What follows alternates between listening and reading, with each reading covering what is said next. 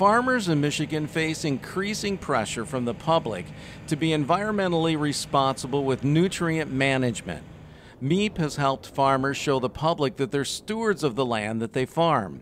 Right to farm was kind of what everybody fell back on in agriculture, to say that those laws were in place and were protected. Well, I think there's been some things that have come to light over the last few years that, yeah, it does protect us, but it may not go all the way to give that peace of mind that, you know, the MEEP program really goes the next step, I guess you would say. And the other thing that I think is so critical about MEEP is that it's involuntary. And a lot of states now, all of a sudden, take Lake Erie, for example, the Ohio farmers are really not getting that choice to do anything voluntarily anymore. Public opinion just swung so hard with some of the algae blooms and some of the very public problems that they've had, that without a program like MEEP, you might get legislated to do things that you maybe are not doing, or maybe you're doing them but not in the same way they want you to. And I think that's where MEEP really is critical, is it's going that next step to prove and to make sure we're checking all the right things for environmental stewardship, but yet it still remains a voluntary program. And the more people that volunteer for it, and the bigger the numbers get, the stronger we look as the agricultural industry in Michigan. MEEP is very much based on right to farm guidelines and the GAMPs. They utilize those as their basis for putting together the MEEP program and working with producers. Michigan State University has educators and researchers that serve on those GAMP committees and keep those updated, so that the rules that are within the GAMPs, the generally accepted agricultural practices, and so all of the nutrient recommendations within the GAMPs, both the nutrient GAMPs and the manure GAMPs, are based on MSU recommendations for soil testing, for applying the nutrients, for the timing of the nutrients, and so forth. And those are all driven and updated by research through Michigan State University. There's a lot of pressure on producers for keeping the nutrients on the field and out of the surface water. And Western Lake Erie is a key case of that, and that's why Ohio has just recently implemented the ban on winter spreading in the Western Lake Erie Basin.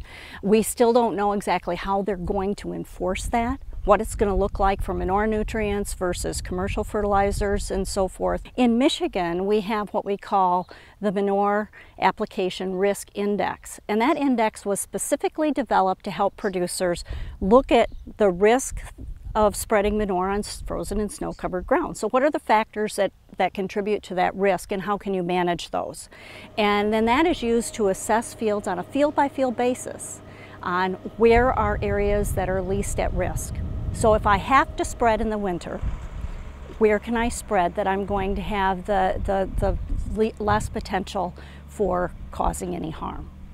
And producers that are required to have a permit have to do MARI on all their fields they're going to use for winter application. And so we look at that, we run the fields, all those field factors through there, and anything that's low or very low risk is okay to spread manure on. Wisconsin bases theirs on the 590 standard, which is an NRCS standard, and for the most part, our manure application risk index follows those same principles. Ours is just a voluntary decision tool. And really with that, you sit down with the farmer and you say, you know, we look at these field by field, and we look at those fields that have high risk, and some of them you can mitigate.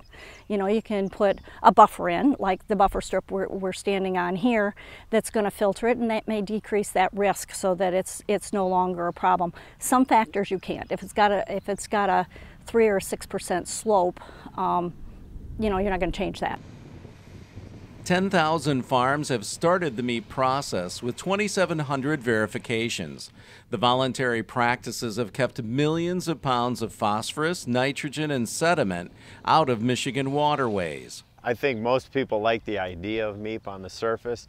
I think more what happens than anything is that they're intimidated, and just the sheer amount of, when you look over a checklist or you look over what do we need to do to be MEEP verified, it's kind of an intimidating process from a time standpoint. And I think that's where the incentives come in, is if there's more of a carrot for the farmer to really take the time to go through MEEP and to open up his farm to somebody and say, take a look at what I'm doing, open up his records. A lot of that stuff in the past has always been a very private thing. But again, the incentives just provide that extra carrot.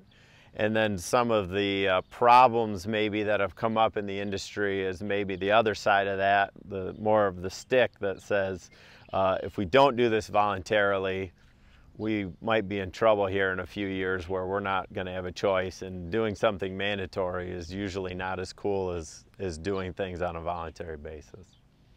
MFB policy urges all members to voluntarily implement pollution prevention practices and participation in the Michigan Agriculture Environmental Assurance Program. Questions to think about. How can we encourage using tools and planning to minimize the chance of manure runoff into waterways? How can we further incentivize and promote participation in MEEP and conservation programs? How can we track the effects of farmer stewardship?